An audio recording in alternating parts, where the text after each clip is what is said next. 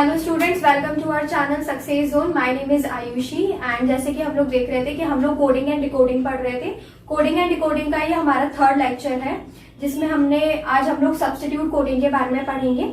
ठीक है, इससे पहले मैं आपको बता देती हूँ कि जो हमारा फर्स्ट लेक्चर हुआ था कोडिंग एंड डिकोडिंग का, उसमें मैंने आपको स्टूडेंट्स ट्रिक्स बताए थे। ट्रिक्स यानी कि मैंने उसमें आपको सिर्फ इंट्रोडक्शन दिया था कोडिंग एंड डिकोडिंग का, जो आपके लिए बहुत ज्यादा इंपॉर्टेंट वीडियो है। अगर आपने नहीं देखा है तो उसको जाके जरूर देखिएगा। उस वीडियो में मैंने आपको बताया था कि आपके जो भी अल्फाबेट्स होते हैं A to Z तक जो आपके अल्फाबेट्स होते हैं, उनको आपको लर्न कैसे रखना है। अब learn in the sense ABCD learn नहीं रखनी है, हमें लर्न रखना है कोडिंग एंड डिकोडिंग में जो हमें हेल्पफुल रखता है कि कौन से लेटर का कौन सा लेटर अपोजिट होता है। यानी कि जैसे कि A का अपोजिट होता है Z, उसका मैंने आपको ट्रिक बताया था जोधा एंड अकबर। B का अपोजिट होता है Y, जिसका मैंने आपको बताया था बाय। एंड C का अपोजिट होता है X, जिसका मैंने आपको बताया था कि बचपन में हम लोग जब क्रिसमस सेलिब्रेट करते थे या फिर जो हम लोग बचपन में पढ़ना सीखा था क्रिसमस, तो उसकी स्पेलिंग X से स्टार्ट होती थी। और अब जब हम लोग नया वाला जो क्रिसमस, जब हम बड़े हो गए तो क्रिसमस की स्पेलिंग हम लोग C से स्टार्ट करते हैं। एंड सो ऑन मैंने आपको सारे इसमें लेटर्स के बारे में बताया था। इनका पूरा ट्रिक्स का वीडियो है, अगर आपने नहीं देखा है तो आप जाके जरूर देखिएगा। साथ ही साथ मैंने इसमें आपको ये भी बताया था कि आपके जो अल्फाबेट्स के नंबर होते हैं, आपको उन नंबर्स को कैसे लर्न रखना है। ठीक है, उनके क्या ट्रिक्स होते हैं वो भी उसमें शेयर किया गया है, तो आप उस वीडियो को देखिएगा।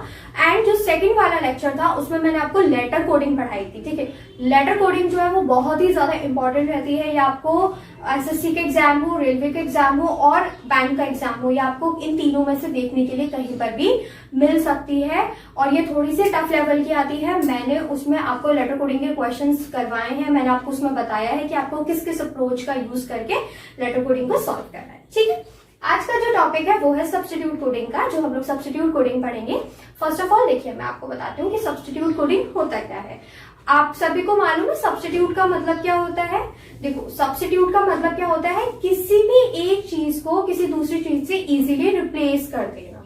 ठीक है, मतलब कि जैसे कि मैं आपको एग्जांपल दूं, मैं चाय को इजीली रिप्लेस कर सकती हूँ स्टूडेंट्स कॉफी के साथ में। अगर जैसे कि मैं चाय पीती हूँ, ठीक है, किसी कारणवश मेरे को चाय नहीं मिल पा रही है, ठीक है, तो क्या होगा, मैं ऐसे भड़बड़ा नहीं चाहूंगी, मैं चाय को कॉफी से रिप्लेस कर सकती हूँ, मैं कॉफी पी सकती हूँ। तो यही क्या होता है, सब्स्टिट्यूट होता है।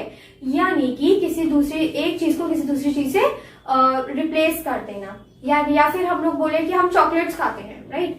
तो अगर कोई पर्सन है जो डेयरी मिल्क चॉकलेट खाता है, बट अगर उसे डेयरी मिल्क चॉकलेट नहीं मिल पा रही है, तो ऐसा नहीं है कि वो फिर कोई चॉकलेट खाएगा ही नहीं। आपके पास में और भी अदर ऑप्शंस अवेलेबल हैं चॉकलेट्स के लिए, जैसे आप किटकैट खा सकते हो, ठीक है, मंच खा सकते हो। तो ये सारे क्या होते हैं, ये सब्स्टिट्यूट गुड्स हैं जो एक दूसरे को रिप्लेस कर देते हैं। तो अब इस सब्स्टिट्यूट का हमारी कोडिंग में क्या काम है, हम वो देखते हैं। ठीक है, तो चलिए शुरुआत करते हैं। आज सब्स्टिट्यूट कोडिंग पढ़ेंगे। इसके बाद जो नेक्स्ट लेक्चर होगा मैं उसमें आपको मिक्स्ड लेटर कोडिंग पढ़ाऊंगी, जो सबसे ज्यादा इंपॉर्टेंट रहेगी। उसका लेक्चर बिल्कुल भी मिस मत करना। ठीक है, देखो, सबसे पहला क्वेश्चन मैंने यहाँ पे लिखा हुआ है, इफ लीड मीन्स स्टिक। क्या लिखा हुआ है, इफ लीड मीन्स स्टिक, यानी कि लीड का मतलब है स्टिक, लीड बन चुका है स्टिक। देखो, हमेशा याद रखना, जो रीजनिंग के क्वेश्चंस होते हैं ना, उनमें आप जो ट्रू फैक्ट्स होते हैं ना, उन्हें मत ढूंढना। ठीक है, अभी आगे जाके हम जब सिलोगिज्म पढ़ेंगे तो उसमें आपको स्टेटमेंट कुछ इस प्रकार के आएंगे कि आप कहोगे कि ये क्या लिखा हुआ है। तो देखो, रीजनिंग में कभी भी ये मत सोचना कि यार ये लीड स्टिक कैसे बन जाएगी। ठीक है, आप ये सब मत सोचना, आपको बस जो क्वेश्चन दिया हुआ है ना उस पर कॉन्सेंट्रेट करना। ठीक है, उसके बाद लिखा हुआ है स्टिक मीन्स निब, यानी कि स्टिक को बना दिया है निब। अब स्टिक क्या होती है स्टूडेंट, स्टिक का मतलब होता है डंडी, और निब क्या होती है, पेन का जो पॉइंट जिससे हम लिखते हैं वो होती है हमारे पास में निब। ठीक है, तो स्टिक बन चुकी है हमारे पास में निब। एंड निब का मतलब है निडल, यानी कि निब हमारी बन चुकी है नीडल, यानी कि जो निब है पेन की वो बन गई है अब सुई। निडल का मतलब क्या होता है, सुई होता है, तो वो सुई बन चुकी है। एंड आफ्टर दैट लिखा हुआ है निडल मीन्स रोप। निडल का मतलब है रोप, यानी कि जो हमारी सुई थी वो बन चुकी है रोप। इतना समझ में आया। ये पूरा हमारा स्टेटमेंट हमें बिल्कुल इसी टाइप से दिया जाता है सब्स्टिट्यूट कोडिंग के क्वेश्चन में। ठीक है, उसके बाद में हमसे क्वेश्चन पूछा जाता है। अब जैसे कि यहाँ पे हमसे पूछा गया है, then what can we use in pen, हम वो क्या चीज यूज करते हैं पेन में, that help us to write, जो हमें लिखने में मददगार होती है। वह ऐसी कौन सी चीज है जो हम पेन में यूज करते हैं जो हमें लिखने में मदद करती है। तो हमें मालूम है कि पेन हो पेंसिल हो, हमें किस चीज की मदद करती है लिखने में, निब का। हमें किसका यूज आता है, निब का यूज होता है। बट अब यहाँ पे हम निब आंसर नहीं लिखेंगे स्टूडेंट्स, क्यों, क्योंकि हमारे क्वेश्चन में लिखा हुआ है कि निब का मतलब है निडल। निब का मतलब क्या है, निडल, यानी कि हमारा जो निब था वो क्या बन चुका है, निडल बन चुका है। हमारा निब सुई बन चुका है। तो यहाँ पे हमारा आंसर क्या होने वाला है, नीडल। मेरा आंसर यहाँ पे क्या होने वाला है, निडल। निब का मीन्स था निडल, तो मेरा आंसर यहाँ पे बनेगा निडल। ठीक है, बिल्कुल आराम से इन क्वेश्चंस को समझना और बिल्कुल आराम से करना इन क्वेश्चंस को।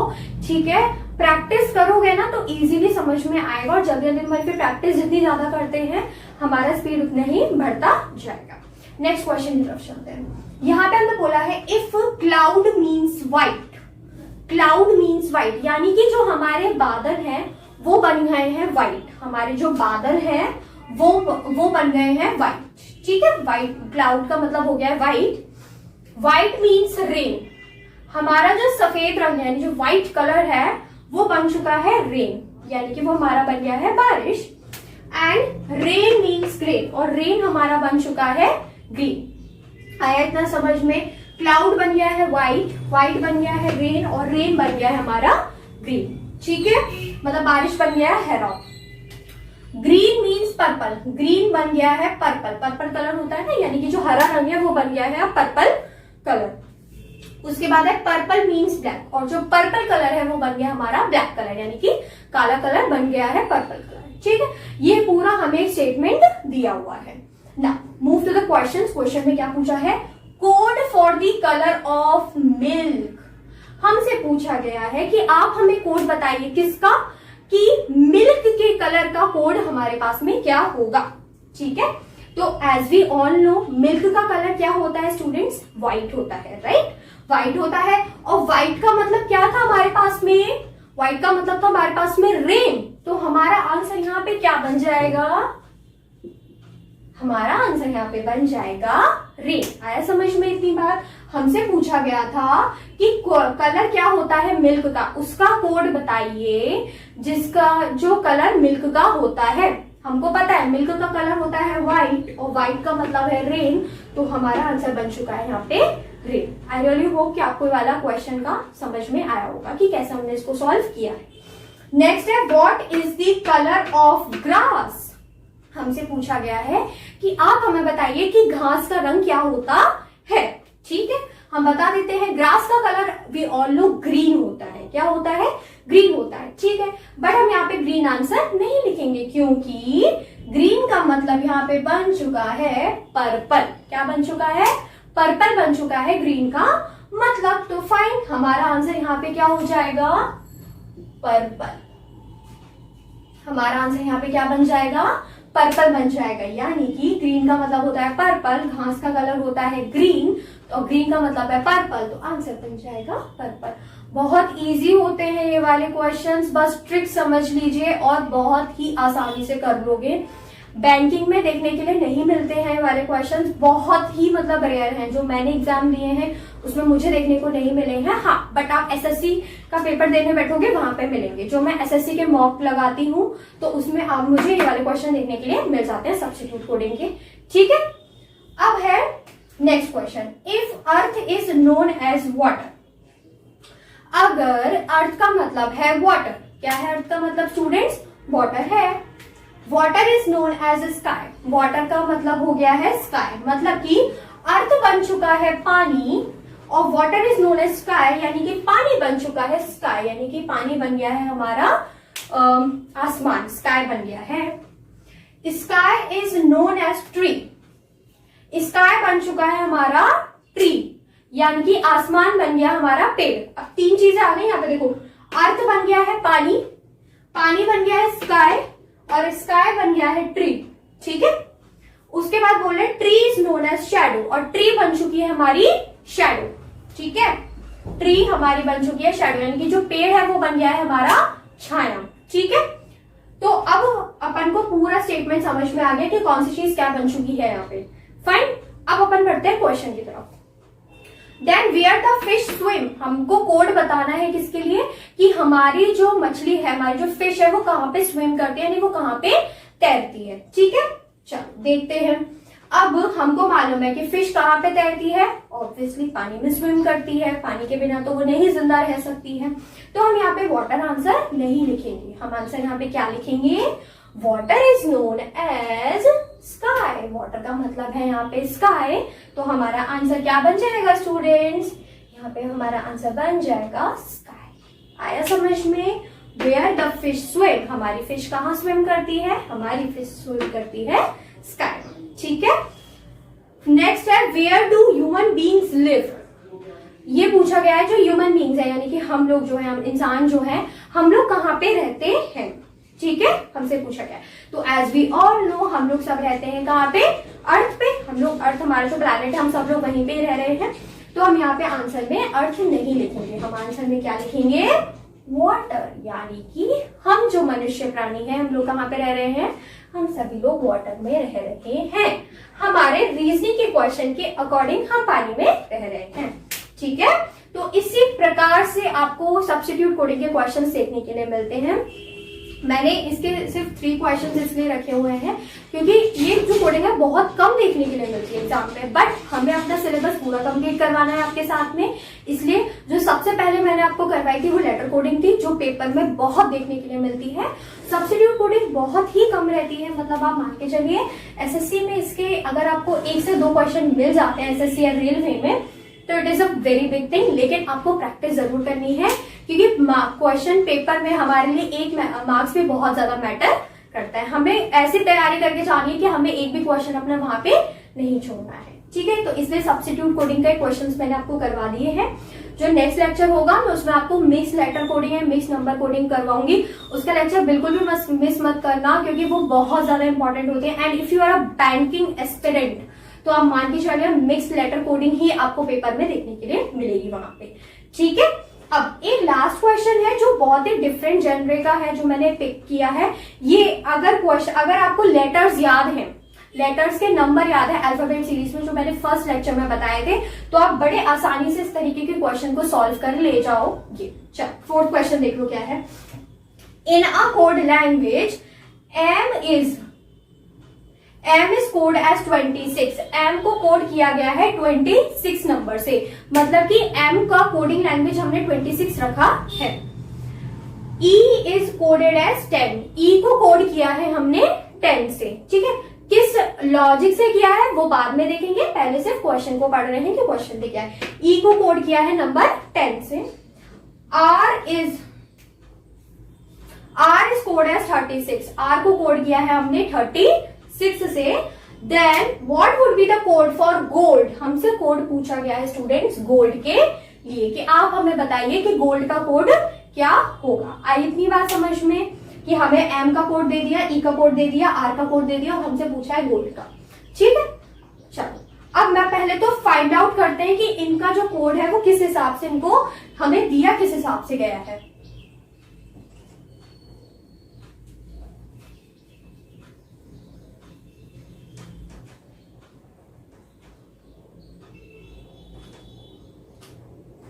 देखो M को दिया है इन्होंने कितना 26, 5 को दिया है 10 और हमारा जो R है उसको दिया है हमने 36, ठीक है।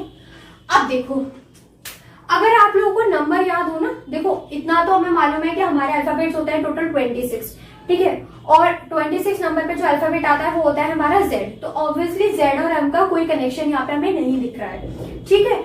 अब अगर अल्फाबेट के नंबर्स याद होंगे तो बड़े इजीली याद में आ जाएगा क्योंकि M का जो अल्फाबेट में नंबर होता है वो होता है 13, क्या होता है 13, और 13 का डबल क्या होता है 26 होता है। तो हो सकता है कि ये वाला लॉजिक ये लोग यहाँ पे फॉलो कर रहे हो, तो ये आ गया 26, ठीक है। उसके बाद में हमको दिया हुआ है E, क्या दिया हुआ है E। अगर अल्फाबेट में जो नंबर्स होते हैं तो उसमें E का नंबर होता है स्टूडेंट्स 5, क्या होता है 5। और 5 का अगर आप डबल करते हैं तो क्या मिलता है आंसर में, यू विल गेट 10 आंसर। ठीक है, क्योंकि 5 होता है उसका अल्फाबेट में नंबर और 5 का डबल क्या होता है, 10 होता है, तो 10 मिल गया। ठीक है, अब आता है आर का नंबर दिया है 36। ठीक है, अल्फाबेट के नंबर्स याद होंगे तो मालूम होना चाहिए कि आर का जो प्लेस होता है वो 18th नंबर पे होता है एंड 18 का डबल होता है 36। तो यहाँ पे हमें मिल चुका है कि हमारा कौन सा पैटर्न फॉलो कर रहे हैं। यहाँ पे हमारा सिंपल वो लोग डबलिंग वाला पैटर्न को फॉलो कर रहे हैं। अब जैसे कि हमें कोड निकालना है गोल्ड का, हमें किसका कोड निकालना है, गोल्ड का निकालना है। तो चलो हम लोग निकालते हैं।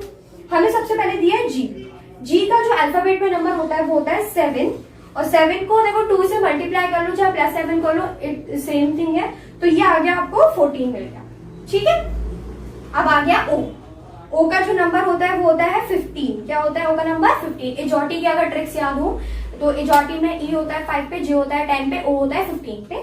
तो ओ नंबर पे हमको ओ नंबर हमें मिला है 15 पे, इनको डबल कर दिया, मिल गया आपको 30। फिर आता है एल का नंबर होता है 12। एल की ट्रिक्स भी मैंने आपको एल के लिए ट्रिक बताई थी। देखो एक लाइन ऐसे है, एल में एक लाइन ऐसे है, मतलब टोटल लाइंस हमें यहाँ पे कितनी मिल रही है, 2 मिल रही है। चलो समझ में आ गया। अब इतना तो पता है कि एल का नंबर 2 तो नहीं हो सकता क्योंकि बी नंबर आता है, बी का जो अल्फाबेट है वो आता है 2 नंबर पे। ठीक है, तो हमने लॉजिक ऑलरेडी लगा लिया। और ये 22 भी नहीं हो सकता। क्यों नहीं होगा, क्योंकि जो एल है वो थोड़ा मिड में पड़ता है, अल्फाबेट की सीरीज में मिड में पड़ता है। तो ऑब्वियसली इसका नंबर क्या हो जाएगा, 12। तो ये भी ट्रिक मैंने आपको उसमें बताई हुई है, आप देखोगे तो आपको इजीली समझ में आएगा। तो एल का नंबर हो गया 12। 12 को अगर आप करते हो क्या, डबल करते हो तो आता है 24। नेक्स्ट है डी। ठीक है, तो डी का नंबर होता है 4, अल्फाबेट में 4 + 4 करते हैं तो आपको मिलता है 8।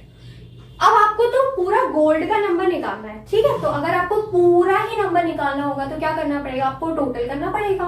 तो आप बस प्लस कर दीजिए, 14 + 30 कर दीजिए, 24, 8। इन चारों नंबर को आप ऐड कर देंगे तो आपको आंसर मिल जाएगा 76। ठीक है, आया समझ में। तो इस तरीके से के क्वेश्चन भी आपको देखने के लिए वहां पे पेपर में मिल जाते हैं। ठीक है, आज का जो टॉपिक था वो सब्स्टिट्यूट कोडिंग का था। आई रियली होप कि आपको समझ में आया होगा। ठीक है, आया है तो आप इनके स्क्रीनशॉट ले लो क्वेश्चंस के, इन्हें आप सॉल्व अपने पास में नोट डाउन करके रख लो जिससे थोड़ा सा याद में रहे।